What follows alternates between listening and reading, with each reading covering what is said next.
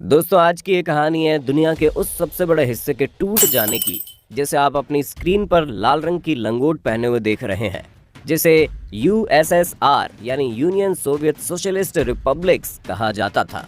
और धरती का ये हिस्सा जो कभी एक देश हुआ करता था और जो एक वक्त में पूरी दुनिया और खास करके अमेरिका को ये समझा रहा था कि how to lead the world. लेकिन इसी होड़ में वो खुद सिर्फ रेस से बाहर ही नहीं हुआ, बल्कि साथ ही साथ पूरा देश या कह लें पूरा संगठन ही टूटकर अलग हो गया और इस लाल रंग वाले नक्शे में कुछ सतरंगी सा नजर आने लगा।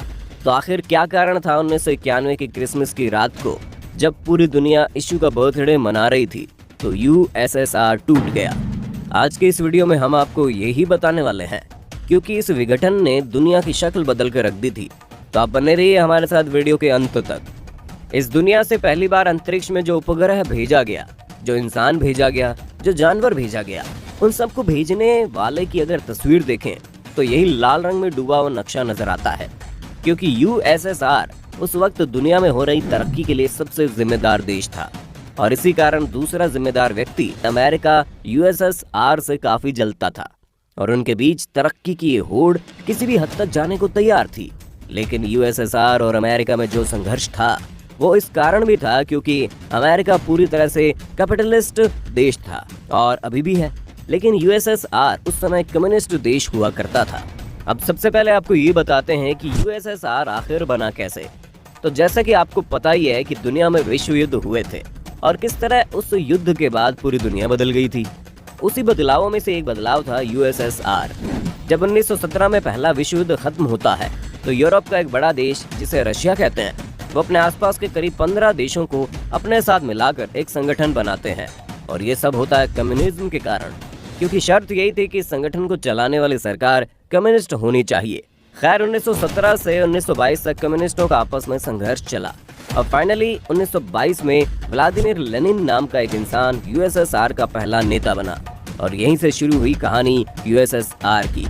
लेकिन हम तो ये बताने वाले हैं कि यूएसएसआर टूटा कैसे, तो आइए बताते हैं आपको। दोस्तों, अगर इस संगठन की बात करें तो इसमें जो भी देश थे उनका खुद का कानून तो था, लेकिन अर्थव्यवस्था और फॉरेन पॉलिसी का पूरा अधिकार यूएसएसआर के चीफ के पास ही था। जैसे कि हमने आपको बताया था कि अमेरिका के साथ होड़ की वजह से यूएसएसआर अपनी इकोनॉमी का बड़ा हिस्सा स्पेस रेस में खुद को साबित करने में लगा रहे थे। और जब अमेरिका ने जापान पर परमाणु हमला कर दिया तो वो खुद को सुरक्षित रखने के लिए बहुत बड़ा हिस्सा आर्मी और न्यूक्लियर वेपन बनाने में खर्च करने लगे, जिस वजह से इस पूरे संगठन पर बहुत आर्थिक दबाव आने लगा। क्योंकि इससे जुड़े देश चाहकर भी इकोनॉमी के लिए खुद से फैसला नहीं ले सकते थे, इसलिए कहीं ना कहीं उन देशों में इस यूएसएसआर से अलग होने का एक बीज फूट चुका था। दूसरा जो सबसे बड़ा कारण था वो था स्टालिन। जी हाँ दोस्तों, लेनिन के बाद यूएसएसआर का तानाशाह बना स्टालिन, जिसने अपने ही देश के लोगों को मारना शुरू कर दिया। जो लोग भी उसकी बात से असहमत होते मार दिए जाते, यहाँ तक कि वो अपनी ही आर्मी और प्रशासन के लोगों को मारने या उन्हें कंसंट्रेशन कैंप में डालने से पीछे नहीं हटता था। कहा जाता है कि स्टालिन ने एक वक्त तो हिटलर को भी अपनी तानाशाही में पीछे छोड़ दिया था और इसी कारण पूरे यूएसएसआर में एक विद्रोह लोगों के मन में तो पलने लगा था। लेकिन यूएसएसआर के विघटन में अफगानिस्तान के साथ उसका युद्ध बहुत बड़ी वजह थी, क्योंकि 10 साल तक अफगानिस्तान में कम्युनिस्ट सरकार बनने के कारण वहाँ यूएसएसआर की आर्मी मुजाहिदीन से जंग करती रही, जिसमें करीब 20,000 रेड आर्मी के जवान मारे गए और करीब 50,000 घायल हुए थे। ये युद्ध 1979 से 1989 तक चला था और इसमें मिली हार के कारण पूरी दुनिया में ये बात तो साबित हो गई कि इतनी बड़ी ताकत यूएसएसआर अफगानिस्तान से हार गई और ये हार उसमें शामिल बाकी देशों के भीतर भी एक डर की तरह बैठ गई। इसके अलावा चूंकि इनकी इकोनॉमी भी कम्युनिज्म के अंतर्गत ही आती थी, ऐसे में सारी कंपनियां सरकार के कंट्रोल में ही होती थी, जिसकी वजह से उनकी हालत दिन प्रतिदिन खराब होती जा रही थी और वो भी सरकार से छुट्टी चाहते थे और स्वतंत्र काम करना चाहते थे। इसके बाद आती है वो वजह जिसने उन सारे दबे हुए विद्रोह को आवाज देने का काम किया। साल 1985 में कम्युनिस्ट पार्टी के जनरल सेक्रेटरी यानी यूएसएसआर के सर्वे सर्वा बने मिखाइल गोर्बाचेव ने पार्टी की कमान संभालते हुए कुछ नए सुधार को लागू करने का आदेश दिया। पहले कानून सुधार में मीडिया को यह अधिकार दिया गया कि वो सरकार के बारे में अपने हिसाब से लिखें।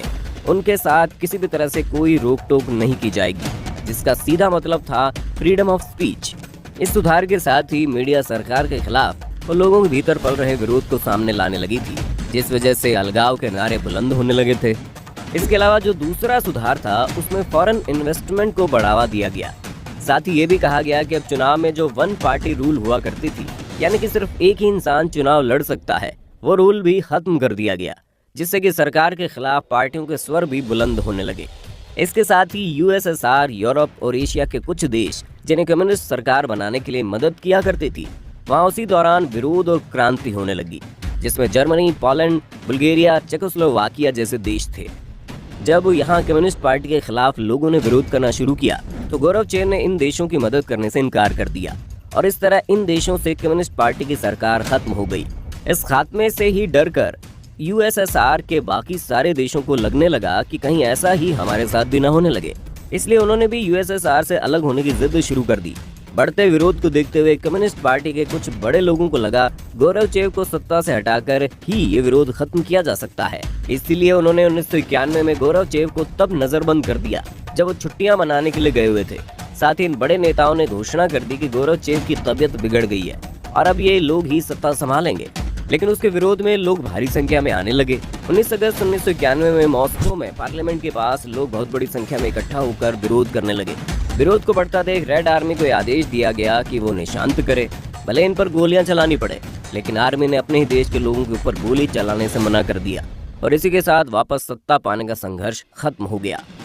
इन सारे विरोधों को देखते हुए और दुनिया के बदलते चेहरे पर नजर डालते हुए गोरबचेव ने 21 दिसंबर 1991 को यूएसएसआर के 15 देशों के प्रतिनिधियों को बुलाया और उनसे उनकी राय जानी।